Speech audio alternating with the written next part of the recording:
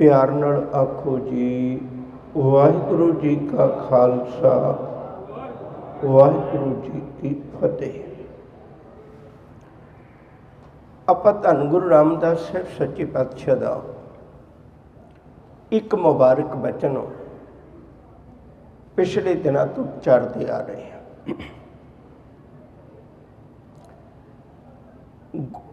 सतगुरु ने कृपा की गुर सतगुर का जो सिख अखाए सो भलके उठ हर नाम ते आवे। उद्यम करे भलके प्रभाती इशनान करे अमृत सरन आवे। अज इस पंक्ति की आप सांझ पानी है। मैं एक बारी फिर दोबारे पढ़ देना। उद्यम करे भलके प्रभाती इशनान करे अमृत सरन आवे। उद्यम करे का अर्थ है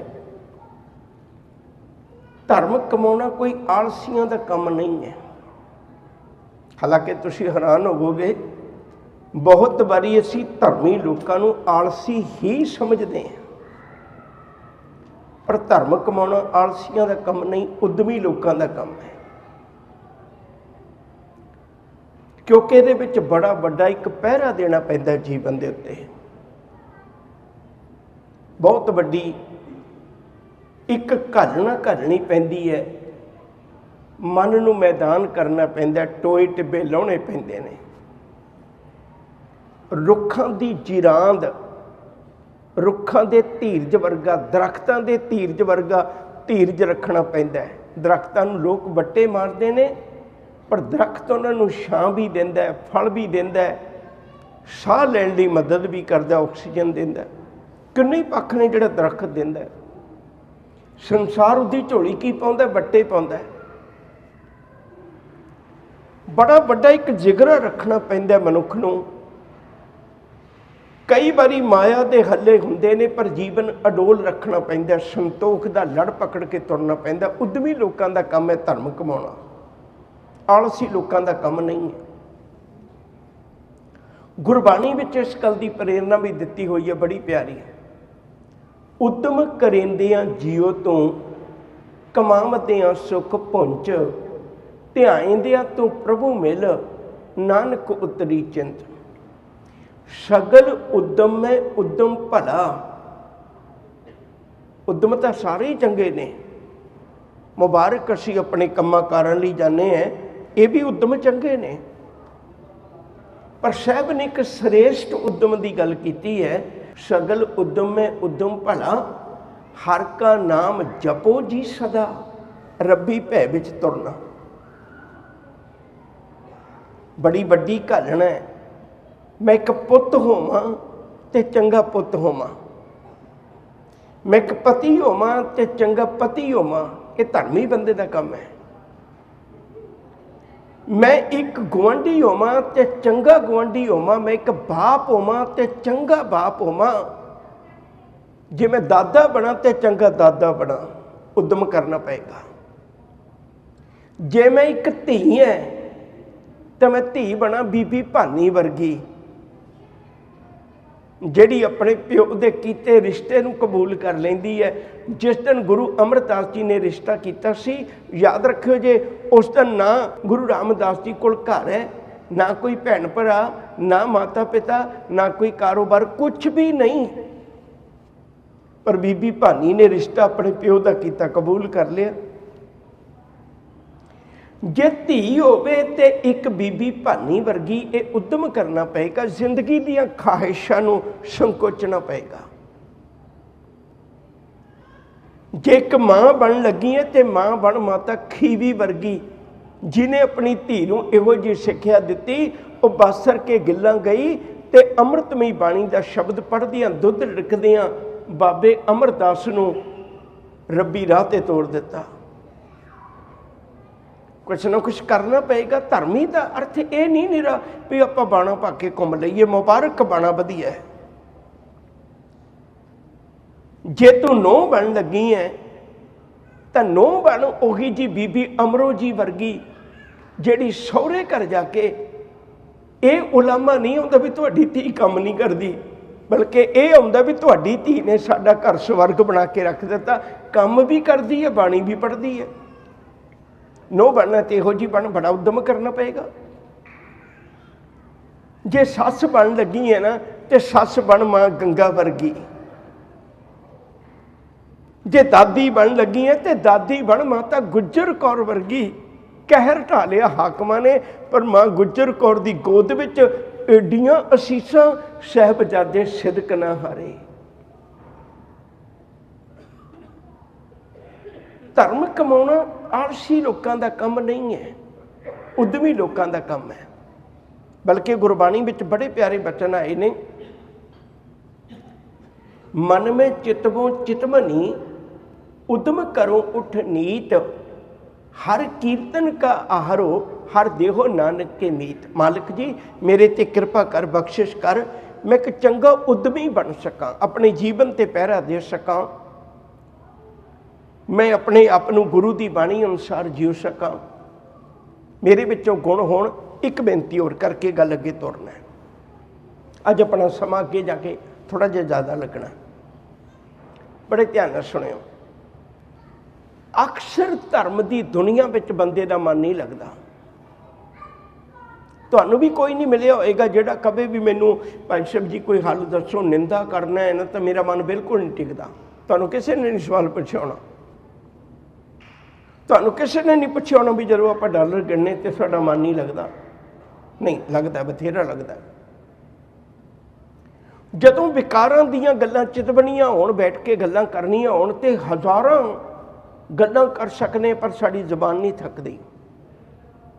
ਪਰ ਚੇਤਾ ਰੱਖਿਓ, ਜਦੋਂ ਧਰਮ ਦੀ ਦੁਨੀਆ 'ਚ ਪ੍ਰਵੇਸ਼ ਕਰਦੇ ਹਜ਼ਾਰਾਂ ਲੋਕਾਂ ਦੇ ਸਵਾਲ ਹੋਣਗੇ, ਭਈ ਮੇਰਾ ਮਨ ਨਹੀਂ ਟਿਕਦਾ। ਬੜਾ ਵੱਡਾ ਉਦਮ ਕਰਨਾ ਪਏਗਾ ਮਨ ਨੂੰ ਟਿਕਾਉਣ ਵਾਸਤੇ, ਬੜਾ ਵੱਡਾ ਉਦਮ ਕਰਨਾ ਪਏਗਾ ਨਾਮ ਦਾ ਰਸ ਲੈਣ ਵਾਸਤੇ, ਬੜਾ ਵੱਡਾ ਉਦਮ ਕਰਨਾ ਪਏਗਾ ਗੁਰਬਾਣੀ ਦਾ ਰਸ ਲੈਣ ਵਾਸਤੇ। ਐਵੇਂ ਨਹੀਂ ਹੁੰਦਾ। ਤੁਸੀਂ ਅਕਸਰ ਦੇਖਿਓ, ਕਦੇ ਕੋਈ ਪਿਕਚਰ ਆ ਜਾਏ ਨਵੀਂ, ਕੋਈ ਗਾਇਕ ਆ ਜਾਏ, ਤੇ ਅਸੀਂ ਉਹਦੇ ਆਰੰਭਤਾ ਦਾ ਟਾਈਮ ਦੇਖਾਂਗੇ ਵੀ ਕਿੰਨੇ ਵਜੇ ਲੱਗਣਾ ਉਹਨੇ ਬਈ। ਪਰ ਜਦੋਂ ਕਦੇ ਧਾਰਮਿਕ ਸਮਾਗਮ ਹੋਵੇ, ਅਸੀਂ ਅਕਸਰ ਫੋਨ ਕਰਕੇ ਪੁੱਛਦੇ ਸਮਾਪਤੀ ਕਿੰਨੇ ਵਜੇ ਹੈ। ਅਸੀਂ ਸਮਾਪਤੀ ਦਾ ਕਦੇ ਕਿਸੇ ਨੇ ਸ਼ੁਰੂਆਤੀ ਟਾਈਮ ਨਹੀਂ ਪੁੱਛਿਆ। ਕਿਸੇ ਦੇ ਘਰ ਸਮਾਗਮ ਹੈ, ਕੋਈ ਕਿਸੇ ਨੇ ਘਰ ਦੇ ਲਈ, ਕਿਸੇ ਨੇ ਆਨੰਦ ਕਾਰਜਾਂ ਲਈ, ਕਿਸੇ ਤਰ੍ਹਾਂ ਦਾ ਵੀ ਧਾਰਮਿਕ ਸਮਾਗਮ ਸੱਦਿਆ, ਤੇ ਅਸੀਂ ਕੋਸ਼ਿਸ਼ ਕਰਾਂਗੇ ਵੀ ਜੇ 10 ਤੋਂ 12 ਹੈ ਨਾ ਤੇ 11:30 ਚੱਲਦੇ ਹਾਂ। ਪਰ ਜੇ ਪਿਕਚਰ ਲੱਗਣੀ ਹੋਵੇ, ਪਿਕਚਰ ਦੇਖਣੀ ਹੋਵੇ ਤਾਂ 8:45 ਉੱਥੇ ਹੁੰਨੇ ਹੈ। 9 ਵਜੇ ਸ਼ੁਰੂ ਹੋਣੀ, 8:45 ਉੱਥੇ ਹੁੰਨੇ। ਬੜੀ ਵੱਡੀ ਕਾਲਣਾ ਹੈ ਆਪਣੇ ਮਨ ਦਾ ਉਦਮ ਕਰਨਾ। ਲੋਕ ਮੈਨੂੰ ਕੀ ਕਹਿੰਦੇ ਨੇ, ਲੋਕ ਮੇਰੀ ਨਿੰਦਾ ਕਰਦੇ ਨੇ, ਲੋਕ ਮੇਰੀ ਉਸਤਤ ਕਰਦੇ ਨੇ। ਇਹਨਾਂ ਗੱਲਾਂ ਤੋਂ ਉੱਚੇ ਉੱਠ ਕੇ ਉਦਮੀ ਬਣ ਕੇ ਜਿਉਣਾ, ਇਹ ਧਰਮੀ ਬੰਦੇ ਦਾ ਕੰਮ ਹੈ। ਗੁਰੂ ਰਾਮਦਾਸ ਜੀ ਆਖਦੇ ਨੇ, ਕਹਿੰਦੇ ਆ ਮੈਂ ਤੈਨੂੰ ਦੱਸਾਂ ਧਰਮੀ ਕਿਵੇਂ ਬਣਿਆ ਜਾਂਦਾ, ਸਿੱਖ ਕਿਵੇਂ ਬਣਿਆ ਜਾਂਦਾ। ਜੇ ਤੈਨੂੰ ਲੋਕ ਗੁਰੂ ਕਾ ਸਿੱਖ ਕਹਿੰਦੇ ਨੇ ਨਾ, ਤਾਂ ਪੁੱਤ ਤੂੰ ਉਦਮੀ ਹੋਣਾ ਚਾਹੀਦਾ ਹੈ, ਤੂੰ ਆਲਸੀ ਨਹੀਂ ਹੋਣਾ ਚਾਹੀਦਾ।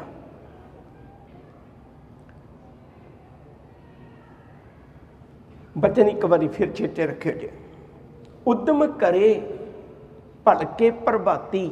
ਉਦਮ ਕਰਨਾ ਪੈਂਦਾ, ਆਲਸ ਕਰਨਾ ਨਹੀਂ ਪੈਂਦਾ। ਆਲਸ ਤਾਂ ਹੋ ਜਾਂਦਾ ਹੈ, ਉਦਮ ਕਰਨਾ ਪੈਂਦਾ। ਤੈਨੂੰ ਉਦਮ ਕਰਨਾ ਪਏਗਾ, ਬਾਣੀ ਪੜ੍ਹਨ ਵਾਸਤੇ ਉਦਮ ਕਰਨਾ ਪਏਗਾ। ਇਸ ਭਗਤਾਂ ਕੀ ਚਾਲ ਨਿਰਾਲੀ ਤੇ ਚੱਲਣ ਵਾਸਤੇ ਉਦਮ ਕਰਨਾ ਪਏਗਾ। ਉਦਮ ਕਰੇ ਭਲਕੇ ਪ੍ਰਭਾਤੀ, ਇਹ ਸ਼ਬਦ ਆਪਾਂ ਪਿੱਛੇ ਵੀ ਵਿਚਾਰ ਚੁੱਕੇ ਹੋਏ ਆ, ਮੈਂ ਅੱਜ ਇਹਦੇ ਤੇ ਬਹੁਤਾ ਵਕਤ ਨਹੀਂ ਲਾਉਣਾ। ਭਲਕੇ ਪ੍ਰਭਾਤੀ ਦਾ ਅਰਥ ਹੈ ਵੀ ਜਦੋਂ ਤੇਰੇ ਜੀਵਨ ਦੀ ਪ੍ਰਭਾਤ ਹੁੰਦੀ ਹੈ, ਸਵੇਰ ਹੁੰਦੀ ਹੈ, ਤੇ ਉਦੋਂ ਉਦਮ ਕਰਨਾ। ਬੜਾ ਵੱਡਾ ਔਖਾ ਕੰਮ ਹੈ ਇਹ। ਦੇਖੋ ਬੰਦਾ ਦਿਨੇ ਨਾ, ਕਈ ਐਸੇ ਨੇ ਜਿਹੜੇ ਕੰਮਾਂ ਕਾਰਾਂ 'ਤੇ ਲੱਗੇ ਹੁੰਦੇ ਨੇ ਵੀਰ, ਉਹ ਦਿਨੇ ਕਿੰਨਾ ਕਿੰਨਾ ਭਾਰ ਚੁੱਕ ਲੈਂਦੇ ਨੇ। ਕਈ ਵਾਰੀ ਟਰੱਕ ਲੋਡ ਕਰਨੇ, ਟਰਾਲੇ ਲੋਡ ਕਰਨੇ, ਜਾਂ ਸੇਵਾ ਕਰਨੀ, ਕਿੱਡੇ ਕਿੱਡੇ ਭਾਰੀ ਕੜਾਹੇ, ਕਿੱਡੇ ਕਿੱਡੇ ਭਾਰੀ ਵਜ਼ਨਦਾਰ, ਕਿੰਨੀਆਂ ਕਿੰਨੀਆਂ ਅਸੀਂ ਚੀਜ਼ਾਂ ਚੁੱਕ ਲੈਨੇ। ਪਰ ਸਵੇਰੇ ਚੇਤਾ ਰੱਖਿਓ, 2.5 ਕਿਲੋ ਦੀ ਰਜਾਈ ਚੁੱਕਣੀ ਔਖੀ ਹੋ ਜਾਂਦੀ ਹੈ। ਉਹ ਦੱਬੀ ਰੱਖਦੀ ਆ, ਨਹੀਂ ਉੱਠਣ ਦਿੰਦੀ।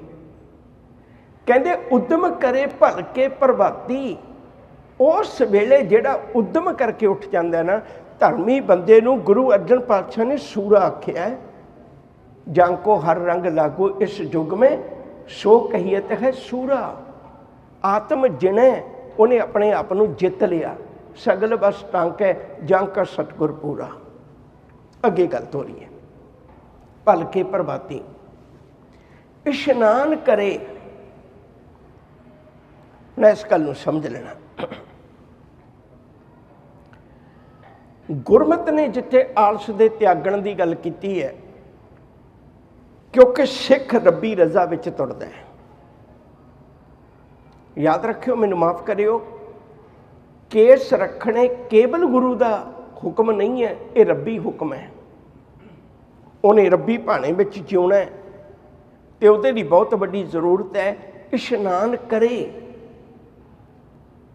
ਜੋਗੀ ਜਿਹੜਾ ਉਹ ਇਸ਼ਨਾਨ ਨਹੀਂ ਸੀ ਕਰਦਾ, ਸਮਾਜ ਵਿੱਚ ਵਿਚਰਦਾ ਹੀ ਨਹੀਂ ਸੀ। ਉਹ ਜੈਨੀ ਲੋਕ ਇਸ਼ਨਾਨ ਨਹੀਂ ਕਰਦੇ। ਤੁਸੀਂ ਅੱਜ ਵੀ ਦੇਖੋ, ਉਹ ਇੰਨਾ ਡਰਦੇ ਨੇ ਪਾਣੀ ਤੋਂ ਵੀ ਪਾਣੀ ਵਿੱਚ ਕਿਸੇ ਜੀਵ ਦੀ ਹੱਤਿਆ ਨਾ ਹੋ ਜਾਏ, ਤੇ ਉਹ ਪੈਦਲ ਤੁਰਦਿਆਂ ਵੀ ਪੈਰਾਂ ਤੇ ਪੱਟੀ ਬੰਨ੍ਹ ਕੇ, ਮੂੰਹ ਤੇ ਪੱਟੀ ਬੰਨ੍ਹ ਕੇ ਤੁਰਦੇ ਨੇ। ਗੁਰੂ ਜੀ ਨੇ ਆਖਿਆ, ਪੁੱਤ ਨਾ ਤੇ ਮੈਂ ਤੈਨੂੰ ਜੋਗੀਆਂ ਵਰਗਾ ਧਰਮੀ ਬਣਾਉਣਾ ਚਾਹੁੰਦਾ ਵੀ ਤੂੰ ਇਸ਼ਨਾਨ ਹੀ ਨਾ ਕਰੇ, ਦੁਨੀਆ 'ਚ ਵਿਚਰਨਾ ਹੀ ਨਾ ਤੈਨੂੰ ਆਵੇ। ਨਹੀਂ, ਇਸ਼ਨਾਨ ਕਰ। ਪਰ ਇਹ ਗੱਲ ਚੇਤਾ ਰੱਖੀ ਵੀ ਇਸ਼ਨਾਨ ਨੂੰ ਨਿਰਾ ਧਰਮ ਨਾ ਸਮਝ ਲਈ। ਇਹ ਕਿਤੇ ਸੋਚ ਲਵੇ ਵੀ ਮੈਂ ਇਸ਼ਨਾਨ ਕਰ ਲਿਆ, ਮੈਂ ਇੰਨੇ ਵਜੇ ਉੱਠ ਕੇ ਇਸ਼ਨਾਨ ਕਰ ਲੈਣਾ, ਸ਼ਾਇਦ ਇਹੋ ਹੀ ਧਰਮ ਹੈ। ਹਜ਼ੂਰ ਕਹਿੰਦੇ ਨਹੀਂ, ਇਸ ਤੋਂ ਵੀ ਅੱਗੇ ਤੁਰਨਾ ਪਏਗਾ। ਇਸ਼ਨਾਨ ਨੇ ਵੀ ਦੁਨੀਆ ਬਹੁਤ ਜ਼ਿਆਦਾ ਕੁਰਾਹੀ ਪਾਈ ਹੋਈ ਹੈ। ਮੈਨੂੰ ਮਾਫ ਕਰਿਓ, ਲੋਕਾਂ ਨੇ ਭਟਕਾ ਦਿੱਤਾ ਵੀ ਇਸ਼ਨਾਨ ਇਸ ਤੀਰਥ ਤੇ ਕਰ। ਹੁਣ ਜਿਹੜਾ ਗੁਰਬਾਣੀ ਦਾ ਉਪਦੇਸ਼ ਹੈ ਉਹ ਤਾਂ ਸਰਬ ਸਾਂਝਾ ਹੈ। ਦੇਖੋ, ਜਿੰਨੇ 68 ਤੀਰਥ ਨੇ ਉਹ ਤਾਂ ਇੰਡੀਆ 'ਚ ਨੇ। ਤੁਸੀਂ ਅਮਰੀਕਾ 'ਚ ਕਿਵੇਂ ਬਣਾ ਲਓਗੇ 68 ਤੀਰਥ? ਮੈਂ ਕਿਹੜੇ ਤੀਰਥ 'ਤੇ ਇਸ਼ਨਾਨ ਕਰਾਂ? ਮੈਨੂੰ ਤਾਂ ਮਿਲਣਾ ਹੀ ਨਹੀਂ। ਉਹ 68 ਤੀਰਥ ਤਾਂ ਇੰਡੀਆ ਦੀ ਧਰਤੀ 'ਤੇ ਨੇ, ਇੱਥੇ ਨਹੀਂ ਹੈ। ਮੈਂ ਹੁਣ ਇੱਥੇ ਕਿਵੇਂ ਇਸ਼ਨਾਨ ਕਰਾਂ? ਕਿਹੜੇ ਤੀਰਥ 'ਤੇ? ਇੱਥੇ ਕਿਹੜੀ ਗੰਗਾ ਚੱਲਦੀ ਹੈ? ਗੁਰੂ ਜੀ ਨੇ ਫਿਰ ਬਖਸ਼ਿਸ਼ ਕੀਤੀ, ਕਹਿੰਦੇ ਨਹੀਂ ਪੁੱਤ, ਤੂੰ ਜਿੱਥੇ ਵੀ ਬੈਠੇ ਉੱਥੇ ਹੀ ਤੀਰਥ ਬਣ ਜਾਣਾ ਤੇਰਾ। ਫਿਕਰ ਨਾ ਕਰ, ਤੈਨੂੰ ਉਹਨਾਂ ਤੀਰਥਾਂ ਦੀ ਮੁਤਾਜੀ ਨਹੀਂ ਹੈ। ਮੈਂ ਤੈਨੂੰ ਦੱਸਦਾ ਵੀ ਤੀਰਥ ਕਿਹੜਾ ਹੁੰਦਾ ਹੈ। ਹਜ਼ੂਰ ਨੇ ਕਿਰਪਾ ਕੀਤੀ, ਦੋ ਪੱਖ ਸਾਡੇ ਸਾਹਮਣੇ ਰੱਖੇ ਨੇ। ਇੱਕ ਪੱਖ ਦੁਨਿਆਵੀ ਹੈ, ਤੀਰਥ ਤਪ ਦਇਆ ਦਤ ਦਾਨ ਜੇ ਕੋ ਪਾਵੇ ਤਿਲ ਕਾ ਮਾਨ। ਕਹਿੰਦੇ ਜਿਹੜਾ ਦੁਨਿਆਵੀ ਤੀਰਥ ਹੈ ਉਹਦੇ ਤੇ ਜਾ ਕੇ ਕੀਤਾ ਹੋਇਆ ਇਸ਼ਨਾਨ, ਉੱਥੇ ਦਿੱਤਾ ਹੋਇਆ ਦਾਨ, ਉਹਦੇ ਨਾਲ ਕਿਣਕਾ ਮਾਤਰ ਤੈਨੂੰ ਸਿਰਫ ਦੁਨੀਆ ਦਾ ਮਾਣ ਮਿਲਣਾ ਹੈ ਵੀ ਆਹ ਬੰਦਾ ਬੜਾ ਵਧੀਆ ਵੀ ਤੀਰਥਾਂ 'ਤੇ ਇਸ਼ਨਾਨ ਕਰਦਾ। ਬਸ ਇੰਨੀ ਗੱਲ, ਇਸ ਤੋਂ ਵੱਧ ਕੁਛ ਨਹੀਂ। ਅਧਿਆਤਮਕ ਜ਼ਿੰਦਗੀ ਤੇਰੀ ਨਹੀਂ ਬਦਲਣੀ। ਤੀਰਥ ਤਪ ਦਇਆ ਦਤ ਦਾਨ ਜੇ ਕੋ ਪਾਵੇ ਤਿਲ ਕਾ ਮਾਨ। ਹਾਂ, ਹੁਣ ਮੈਂ ਤੈਨੂੰ ਦੂਜਾ ਇਸ਼ਨਾਨ ਦੱਸਦਾ। ਉਹ ਤੂੰ ਜਿੱਥੇ ਵੀ ਜਾਵੇਂ, ਹਰੇਕ ਦੇਸ਼ ਵਿੱਚ ਤੇਰੇ ਕੋਲ ਹੋਏਗਾ ਉਹ ਤੀਰਥ। ਉਹ ਕਿਹੜਾ? ਸੁਣਿਆ, ਮੰਨਿਆ, ਮਨ ਕੀਤਾ ਭਾਓ। ਗੁਰੂ ਦੇ ਉਪਦੇਸ਼ਾਂ ਨੂੰ ਸੁਣ, ਗੁਰੂ ਦੇ ਉਪਦੇਸ਼ਾਂ ਨੂੰ ਮੰਨ, ਗੁਰੂ ਦੇ ਉਪਦੇਸ਼ਾਂ ਨੂੰ ਮੰਨ ਕੇ ਆਪਣੇ ਜੀਵਨ ਵਿੱਚ ਧਾਰਨ ਕਰ। ਸੁਣਿਆ, ਮੰਨਿਆ, ਮਨ ਕੀਤਾ ਭਾਓ, ਅੰਤਰਗਤ ਤੀਰਥ ਮਲ ਨਾਓ। ਕਹਿੰਦੇ ਆਪਣੇ ਅੰਦਰ ਹੀ ਇਸ਼ਨਾਨ ਕਰਕੇ ਦੇਖ। ਬਾਹਰੀ ਇਸ਼ਨਾਨ ਵੀ ਜ਼ਰੂਰੀ ਹੈ। ਗੁਰਮਤਿ ਨੇ ਇਸ ਗੱਲ ਤੇ ਪਹਿਰਾ ਦਿੱਤਾ, ਕਰ ਇਸ਼ਨਾਨ ਸਿਮਰ ਪ੍ਰਭ ਆਪਣਾ। ਦੋ ਚੀਜ਼ਾਂ ਨੂੰ ਇਕੱਠਿਆਂ ਕਰ ਦਿੱਤਾ। ਲੋਕ ਸਿਰਫ ਤੀਰਥ ਤੇ ਰੁਕੇ ਹੋਏ ਸਨ ਵੀ ਕੇਵਲ ਪਾਣੀ ਦਾ ਕੀਤਾ ਇਸ਼ਨਾਨ ਮੈਨੂੰ ਪਾਰ ਕਰ ਦੇਗਾ। ਕਬੀਰ ਸਾਹਿਬ ਨੇ ਬੜੀ ਪਿਆਰੀ ਦਾਤ ਬਖਸ਼ਿਸ਼ ਕੀਤੀ ਹੈ। ਕਬੀਰ ਗੰਗਾ ਤੀਰ ਜੋ ਘਰ ਕਰੇ। ਤੀਰ ਦਾ ਅਰਥ ਹੁੰਦਾ ਕਿਨਾਰਾ। ਜਿਹੜੇ ਲੋਕ ਗੰਗਾ ਦੇ ਕਿਨਾਰੇ ਘਰ ਬਣਾ ਕੇ ਬੈਠ ਗਏ ਵੀ ਮੈਂ ਹਰ ਕੰਮ 'ਚ ਹੀ ਗੰਗਾ ਦਾ ਪਾਣੀ ਵਰਤਾਂ, ਸ਼ਾਇਦ ਮੈਂ ਬਹੁਤਾ ਕਬੂਲ ਹੋ ਜਾਵਾਂ। ਕਬੀਰ ਗੰਗਾ ਤੀਰ ਜੋ ਘਰ ਕਰੇ, ਪੀਵੇ ਨਿਰਮਲ ਨੀਰ, ਬਿਨ ਹਰ ਭਗਤ ਨਾ ਮੁਕਤ ਹੋਏ, ਇਉਂ ਕਹਿ ਰਮੇ ਕਬੀਰ। ਕਬੀਰ ਸਾਹਿਬ ਕਹਿੰਦੇ ਨੇ मत सोची भी केवल पानी नाल मेरी गति हो जाएगी। नहीं सज्जणा, तैनू रब्बी गुणां दा भी धारनी बनना पैना। प्रभ कै सिमरन तीर्थ इशनानी। जदों तू रब दा नाम लेना मना, तू तीर्थां ते नहाउण वाले इशनान करन वाले नूं भी चंगा है। प्रभ कै सिमरन तीर्थ इशनानी, प्रभ कै सिमरन दरगह मानी। और ये तेरा इशनान रब दियां नज़रां विच भी कबूल है। जिहड़ा बाकी तीर्थ है ना, तीर्थ नावा जे तिस भावां, तीर्थां ते मैं तां नावां जे तैनूं चंगा लगदा होवे। तो गुरमत ने किहड़े इशनान की गल कीती है? गुरमत ने घर दे इशनान की गल कीती है भी घर विच रोज़ इशनान कर, आलसी ना होवें तो उद्यमी होवें, सुचेत होवें, अपने आप नूं सवार के शंगार के रखें ताकि तैनूं दुनिया नूं पता लगे भी आ गुरु गोबिंद सिंह दा रूप जा रहा है। तेरे ते गुरु गोबिंद सिंह जी ने बड़ी वड्डी किरपा की है, अपना रूप बख्शिश किया। खालसा मेरो रूप है खास। तैनूं देख के दुनिया नूं लोकां नूं गुरु चेते आवे, तैनूं देख के लोकां नूं गुरु गोबिंद सिंह चेते आवे। सज के सवार के रहना, ये तेरी जिम्मेवारी है। तू उलझिया होया नहीं। इशनान करे दा मतलब है अपने आप नूं सवार के सज के रखना। उद्यम करे भल के प्रभाती, इशनान करे। हुण अगली गल है ना जिहड़ी, उहनूं बहुत ध्यान नाल समझिओ। अमृत सर नहावै, ये शब्द बड़े प्यारे ने। एक मैं हाथ जोड़ के बेनती करा, हो सकिया तो पिछले पासे तुसी शब्द नाल नाल नज़र मारियो जरूर। मैं जेड़े जेड़े बोलांगा वो नाल डिस्पले तुहाडे कर देणगे। ਉਹਦੇ अर्थ नाल आउंदे ने, वो पढ़िओ जरूर ताकि तुसी मेरे ते उंगल चुकिओ। वो देखिओ अर्थ, जो गुरबाणी दे अर्थ ने उन्होंने पढ़िओ। पहले मैं तो बाहरी पक्ष तुहाडे नाल साझा करना। गुरबाणी विच अमृतसर शहर वास्ते जिक्र नहीं आया।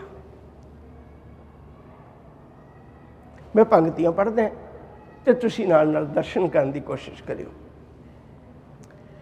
अमृतसर सतगुर सतवादी, जित नाते कौआ हंस हो है।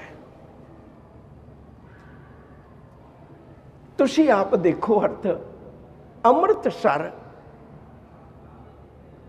गुरु की दिती दात बख्शिश वो है जिहदे विच इशनान करिया सत संगत विच कां वर्गी बिरती वाला बंदा भी अपनियां बुराइयां का त्याग कर दिंदा है ते चंगे पासे हंस वर्गा बन जाता है।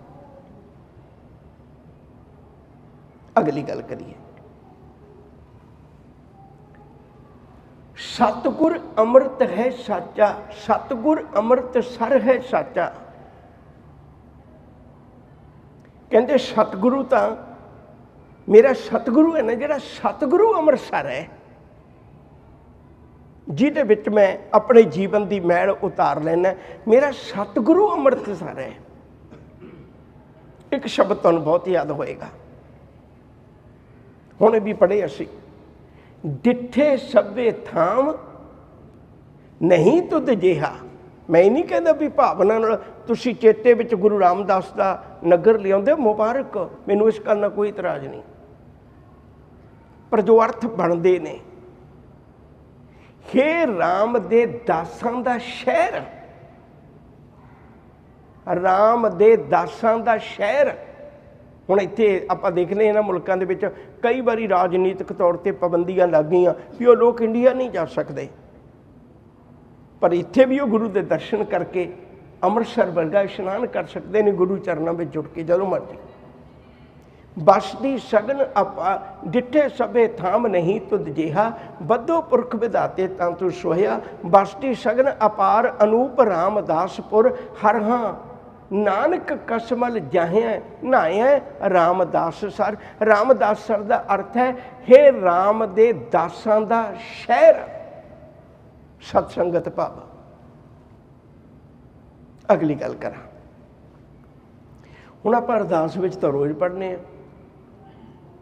अरदास में तो रोज़ पढ़ने श्री अमृतसर जी के इशनान, तो फिर अरदास में क्यों मंगने, उसका भी एक कारण है। इत्थे खलो के बेनती कर लगा। शायद तुहानूं याद होवेगा भी दरबार साहिब के अंदर किसी भी गुरु ने देही रूप च बैठ के उपदेश नहीं किया। जे तुहानूं याद होवे जदों दरबार साहिब बनिया, हुणे गल करना तुहाडे नाल, जदों दरबार साहिब बनिया उदों गुरु अर्जन पातशाह जी महाराज, अज दी विचार नूं बहुत ध्यान नाल सुणिओ, उदों गुरु अर्जन पातशाह जी महाराज जदों उपदेश करते सन, जिथे अज गुरुद्वारा मंजी साहिब है, जितों कथा हुंदी है दरबार साहिब तो, उत्थे बैठ के उपदेश करते हुंदे सन। मैं सारे इतिहास की गल तुहाडे नाल करना। धन गुरु अमरदास साहिब सच्चे पातशाह ने, क्योंकि हरेक गुरु ने अपने वेले अस्थान बदलिया। मैं बहुत बारी एक उदाहरण देना छोटी जी, वो दे के अपनी गल बनावा। जिवें एक बच्चा स्कूल पढ़न जाता है तो उसका सिलेबस भी छोटा है, तो उसका कमरा भी होंदा एक, ते उसदा एक टीचर होंदा है। जदों उसदी अगली क्लास होंदी है, सिलेबस बढ़ जाता है, टीचर भी बदल जाता है, तो उसदा क्लासरूम भी बदल जाता है। इस तरह साडे नाल होंदा है। जदों सिख शुरू होया उदों साडा क्लासरूम है करतारपुर साहिब, टीचर है साडा गुरु नानक साहिब, सिलेबस है गुरु नानक साहिब दी बाणी। फिर अगली क्लास में आप चढ़ गए, हुण साडा सिलेबस वध गया नाल, हुण बाणी नाल है गुरु अंगद साहिब जी दी, ते साडा क्लासरूम है खडूर साहिब, टीचर है साडा गुरु अंगद साहिब महाराज जी। हुण फिर अगली क्लास में चढ़ गए, टीचर है गुरु अमरदास जी, क्लासरूम है गोइंदवाल साहिब, सिलेबस वध गया गुरु अंगद साहिब की बाणी भी नाल जुड़ गई। फिर गुरु रामदास जी, फिर साडा क्लासरूम है अमृतसर साहिब, ते नाल चेते रखियो जे सिलेबस साडा 4 गुरुआं दा बन गया, ते नाल साडा टीचर भी बदल के धन गुरु रामदास साहिब सच्चा पातशाह बन गया। हुण इत्थे रुके आपां। हरेक गुरु ने अपना एक शहर वसाया। गुरु नानक साहब ने करतारपुर साहब वसाया, गुरु अंगद साहब ने खडूर साहब की रौनक वधाइयां, गुरु अमरदास जी ने गोइंदवाल साहब वसाया। हुण गुरु अमरदास जी ने कृपा की, कहन लगे भी अगली तैयारी वास्ते, बहुत ध्यान सुनियो, हुण आपां पंक्ति विचारनी अमृतसर नाल है। हुण जदों अगली तैयारी की तो गुरु अमरदास जी ने अपने गुरगद्दी काल वेले गुरु रामदास जी नूं बाबा जेठा जी के रूप में हुक्म किया, पुत एक शहर नवां वसाउणा, तो शहर नवां वसाउण वास्ते 4 पिंडां की जमीन खरीदी। एक तुंग पिंड है, एक गुमटाला, एक सुल्तानविंड, एक गिलवाली जां गिलवाड़ी भी लिखिया कई थावां ते। 4 पिंडां की जमीन 700 अकबरी टके च खरीदी। ये गल चेता रखियो, ये जमीन अकबर की दिती हुई जगीर नहीं है। 700 अकबरी टके विच खरीदी गुरु साहब जी ने। जमीन खरीद के सब तो पहला इत्थे नगर तो आसे पासे तो 52 कित्तियां वाले लोग बुलाए भी इत्थे हर किरती नूं सत्कार होएगा। लोगों ने तो किरतियां नूं दुरकारिया सी भी जिहड़ा बंदा धर्म के राह ते तुरना चाहुंदा है उहनूं किरतकार त्यागनी पेगी। गुरु ने एक ऐसा अजीब शहर वसाया भी उन्हें आख्या भी इत्थे 52 कित्तियां वाले लोग वसाओ। विचारिक लम्मी गल हो जाएगी, मैं अपनी गल वाला वा। सब तो पहला अमृतसर दे विच 5 सरोवर ने। सब तो पहले जिहड़ा सरोवर संतोखसर बनाया, संतोखसर की शुरुआत की, पुटिया गया, पर उदों गुरु अमरदास जी ने बाबा जेठा जी नूं वापस बुला लिया, तो करीब 10 साल उन्हां दा वक्त लग्या। वो गोइंदवाल साहब सेवा निभाउंदे रहे। फिर जदों गुरगद्दी मिली उदों वापस चले गए। जब वापस गए तो वापस जाके वो संतोखसर सरोवर है। दूजा सरोवर जिहड़ा पटवाया वो अमृतसर है। देखो बार बार तुसीं चेते रखियो, 5 नाल सर जुड़दा है। सर का मतलब हुंदा है सरोवर। सब तो पहले संतोखसर, दूजा आ गया अमृतसर, तीजा आ गया कौलसर, चौथा आ गया बबेकसर, 5वां बहुत प्यारा है, मैं अज नहीं उसकी व्याख्या करनी। अत्यंत प्यारा, अत्यंत प्यारा, हर सिख नूं उत्थे जाके मत्था टेकना चाहिए। ਉਹ ਹੈ ਰਾਮਸਰ। ਰਾਮਸਰ ਵਿੱਚ ਬੈਠ ਕੇ ਸੁਖਮਨੀ ਸਾਹਿਬ ਉਚਾਰੀ ਸੀ ਗੁਰੂ ਅਰਜਨ ਪਾਤਸ਼ਾਹ ਨੇ। ਰਾਮਸਰ ਵਿੱਚ ਗੁਰੂ ਗ੍ਰੰਥ ਸਾਹਿਬ ਜੀ ਦਾ ਸਰੂਪ ਤਿਆਰ ਹੋਇਆ ਸੀ। ਇਹ ਬਾਬਾ ਦੀਪ ਸਿੰਘ ਸ਼ਹੀਦ ਦੇ ਅਸਥਾਨ ਦੇ ਨਾਲ ਕੰਧ ਨਾਲ ਕੰਧ ਲੱਗਦੀ ਹੈ। ਹੁਣ ਜਿਹੜਾ ਅੰਮ੍ਰਿਤਸਰ ਸਰੋਵਰ ਹੈ ਇਹਨੂੰ ਪਟਵਾਇਆ, ਦੇਖੋ ਕਿੱਡਾ ਪਿਆਰਾ ਲਿਖਿਆ ਹੋਇਆ ਭਾਈ ਗੁਰਦਾਸ ਦੀਆਂ 12 ਵਿੱਚ। ਬੈਠਾ ਸੋਢੀ ਪਾਤਸ਼ਾਹ ਰਾਮਦਾਸ ਸਤਿਗੁਰੂ ਕਹਾਵੇ, ਪੂਰਨ ਤਾਲ ਖਟਾਇਆ। ਖਟਾਇਆ ਦਾ ਮਤਲਬ ਖੁਣਵਾਇਆ, ਪਟਵਾਇਆ। ਅੰਮ੍ਰਿਤਸਰ, ਉਸ ਅੰਮ੍ਰਿਤ ਸਰੋਵਰ ਦੇ ਵਿੱਚ ਬੈਠ ਕੇ ਗੁਰੂ ਰਾਮਦਾਸ ਜੀ ਉੱਥੇ ਜੋਤ ਜਗਾਉਂਦੇ ਨੇ, ਭਾਵ ਮਨੁੱਖਤਾ ਦੇ ਉਧਾਰ ਲਈ ਉਪਦੇਸ਼ ਕਰਦੇ ਨੇ। ਹੁਣ ਅੰਮ੍ਰਿਤ ਸਰੋਵਰ ਬਣਾ ਲਿਆ, ਅੰਮ੍ਰਿਤਸਰ ਬਣ ਗਿਆ। ਅੰਮ੍ਰਿਤਸਰ ਬਣਿਆ ਤੇ ਇਹਨੂੰ ਗੁਰੂ ਰਾਮਦਾਸ ਸਾਹਿਬ ਸੱਚੇ ਪਾਤਸ਼ਾਹ ਦਾ ਗੁਰਿਆਈ ਕਾਲ ਬਹੁਤ ਛੋਟਾ ਹੈ, 7 ਸਾਲ ਦਾ ਸਿਰਫ।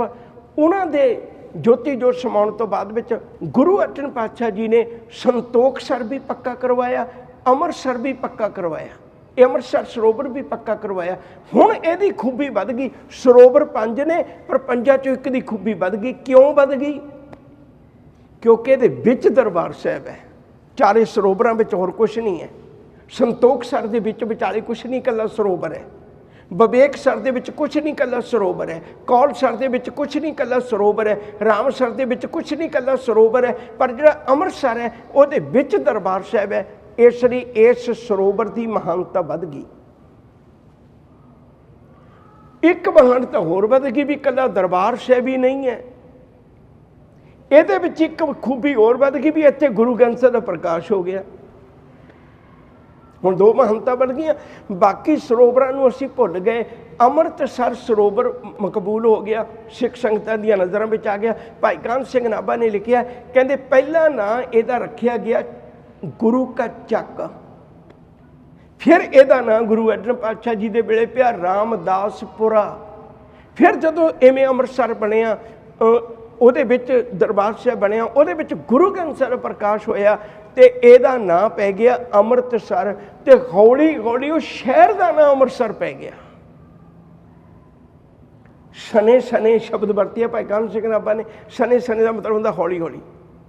ਬਹੁਤ ਧਿਆਨ ਨਾਲ ਸੁਣਿਓ, ਮੈਂ ਇੱਕ ਬੇਨਤੀ ਕਰਾਂ, ਜਿਹੜੇ ਇਹ ਪੰਕਤੀਆਂ ਵੀ ਨੇ ਨਾ, ਇਹ ਵੀ ਬਹੁਤ ਧਿਆਨ ਮੰਗਦੀਆਂ ਨੇ। ਲਾਹੌਰ ਸ਼ਹਿਰ ਜ਼ਹਿਰ ਕਹਿਰ, ਇਹਦੇ ਅਰਥ ਪੜ੍ਹਾ ਦਿਓ। ਲਾਹੌਰ ਸ਼ਹਿਰ ਜ਼ਹਿਰ ਕਹਿਰ ਸਭਾ ਪਹਿਰ। ਲਾਹੌਰ ਸ਼ਹਿਰ ਵਿੱਚ ਜਿਹੜਾ ਅੰਮ੍ਰਿਤ ਵੇਲੇ ਵਾਲਾ ਸਭਾ ਪਹਿਰ ਹੈ ਉਹ ਕਹਿਰ ਵਰਤਿਆ ਜਾਂਦਾ। ਉੱਥੇ ਪਸ਼ੂਆਂ ਦੀਆਂ ਬਲੀਆਂ ਦਿੱਤੀਆਂ ਜਾਂਦੀਆਂ ਨੇ। ਉੱਥੇ ਰੱਬ ਦੇ ਨਾਮ ਦੀਆਂ ਗੱਲਾਂ, ਆਪਣੀ ਜ਼ਿੰਦਗੀ ਦੇ ਮਨੋਰਥ ਦੀਆਂ ਗੱਲਾਂ ਨਹੀਂ ਹੁੰਦੀਆਂ। ਉੱਥੇ ਜ਼ਹਿਰ ਕਹਿਰ ਹੈ। ਫਿਰ ਇਹ ਸ਼ਬਦ ਗੁਰੂ ਨਾਨਕ ਸਾਹਿਬ ਦਾ ਤੇ ਅੱਗੇ ਗੁਰੂ ਅਮਰਦਾਸ ਜੀ ਨੇ ਉਚਾਰਨ ਕੀਤਾ, ਲਾਹੌਰ ਸ਼ਹਿਰ ਅੰਮ੍ਰਿਤਸਰ ਸਿਫਤੀ ਦਾ ਕਰ। ਅਰਥ ਪੜ੍ਹ ਲਿਓ ਜੇ ਮੈਂ ਬਾਰ-ਬਾਰ ਬੇਨਤੀ ਕਰਨਾ ਤੁਹਾਨੂੰ। ਉਹ ਕਹਿੰਦੇ ਹੁਣ ਲਾਹੌਰ ਸ਼ਹਿਰ ਅੰਮ੍ਰਿਤਸਰ ਬਣ ਗਿਆ। ਇਹ ਲਾਹੌਰ ਸ਼ਹਿਰ ਵਾਸਤੇ ਬੋਲ ਨੇ।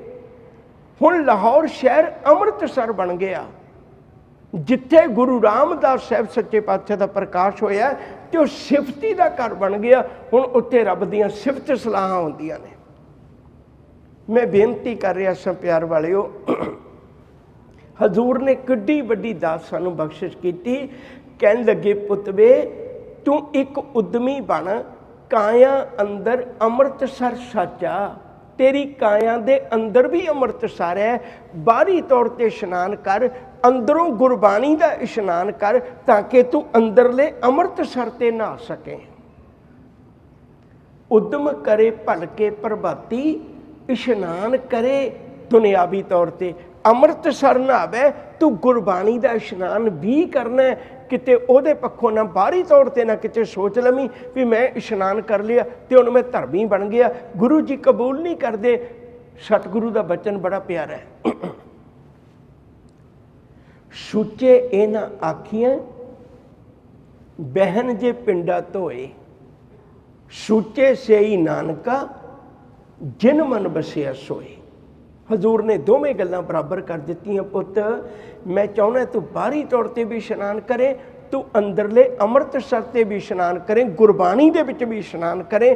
ਕਰ ਇਸ਼ਨਾਨ ਸਿਮਰ ਪ੍ਰਭ ਆਪਣਾ, ਮਨ ਧਨ ਭਏ ਅਰੋਗਾ, ਕੋਟ ਬਿਗਨ ਲਾਥੇ ਪ੍ਰਭ ਸ਼ਰਣਾ, ਪ੍ਰਗਟੇ ਭਲੇ ਸੰਜੋਗਾ। ਇੱਕੋ ਹੀ ਪੰਕਤੀ ਵਿਚਾਰੀ ਹੈ, ਉਦਮ ਕਰੇ ਭਲਕੇ ਪ੍ਰਭਾਤੀ, ਇਸ਼ਨਾਨ ਕਰੇ ਅੰਮ੍ਰਿਤ ਸਰਨਾ ਪੈ। ਭੁੱਲਾਂ ਚੁੱਕਾਂ ਦੀ ਖਿਮਾ, ਪਿਆਰ ਨਾਲ ਆਖੋ ਜੀ ਵਾਹਿਗੁਰੂ ਜੀ ਕਾ ਖਾਲਸਾ, ਵਾਹਿਗੁਰੂ ਜੀ ਕੀ ਫਤਿਹ।